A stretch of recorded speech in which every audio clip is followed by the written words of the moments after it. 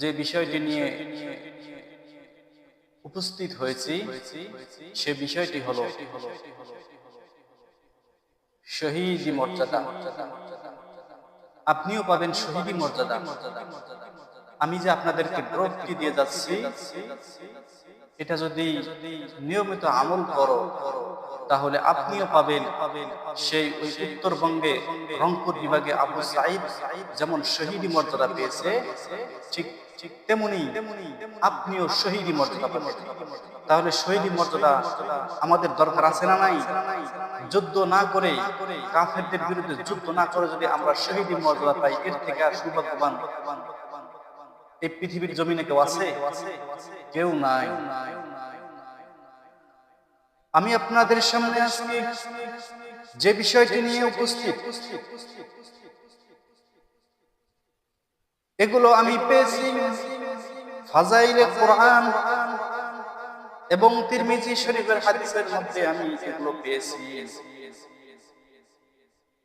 তিরমিজি শরীফের হাদিসে বর্ণিত আছে যে কোন ব্যক্তি যদি আউযু বিল্লাহিস সামিউল আলিম মিনাশ শাইতানির রাজীম এটা তিনবার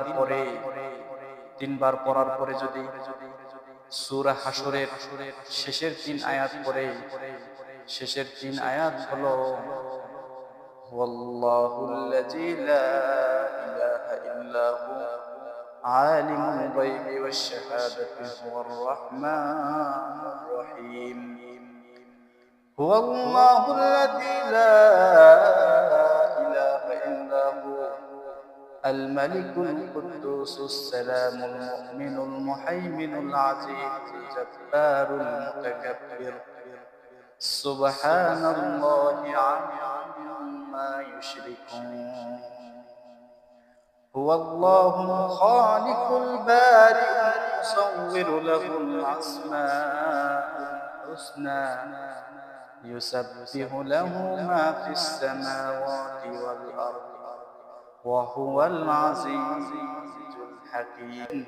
কোন ব্যক্তি যদি আউযু বিল্লাহিস সামিউল আলিম মিনাশ শাইতানির রাজীম এটা পরে 3 বার, আর হাশরের 3 আয়াত পরে শেষের 3 আয়াত, তাহলে আল্লাহ রাব্বুল আলামিন ওই ব্যক্তির জন্য 70,000 ফেরেশতাকে নিযুক্ত করে রাখবেন।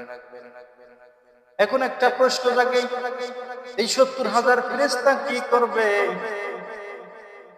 এই 70,000 ফেরেশতার কাজ কি হবে? এই 70,000 ফেরেশতা কি বসে বসে থাকবে? না না, এই 70,000 ফেরেশতা বসে থাকবে না, শুয়ে থাকবে না, বরং যে ব্যক্তি সকালবেলা পড়বে এই হাশরের 3 আয়াত, আল্লাহ রাব্বুল আলামিন তাদের জন্য ওই 70,000 ফেরেশতা আল্লাহ তাআলার দরবারে 2 হাত তুলে রহমতের জন্য দোয়া করতে থাকবে। বলেন সুবহানাল্লাহ। তাহলে আমাদের পড়ার দরকার আছে না নাই? অবশ্যই আছে। আবার এটাও বলেছেন যে ব্যক্তি সূরা হাশরের শেষের 3 আয়াত তেলাওয়াত করবে,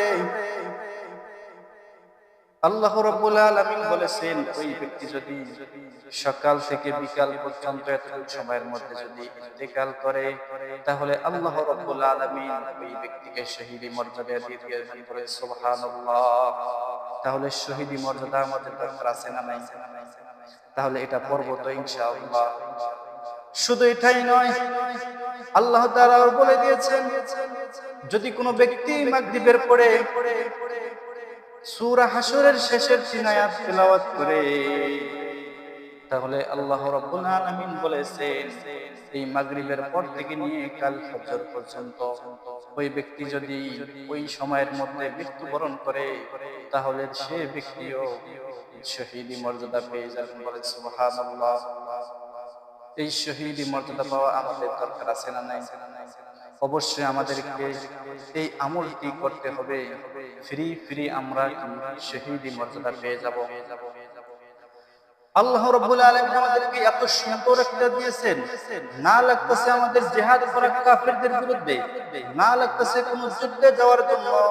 আমরা যদি এগুলো ঘরে বসে বসে যদি এই সূরা হাশরের শেষের 3 আয়াত পড়ি, তাহলে আল্লাহ রাব্বুল আলামিন আমাদেরকে কাল কিয়ামতের দিন শফিঈ মর্যাদা দিয়ে দেবেন। সুবহানাল্লাহ।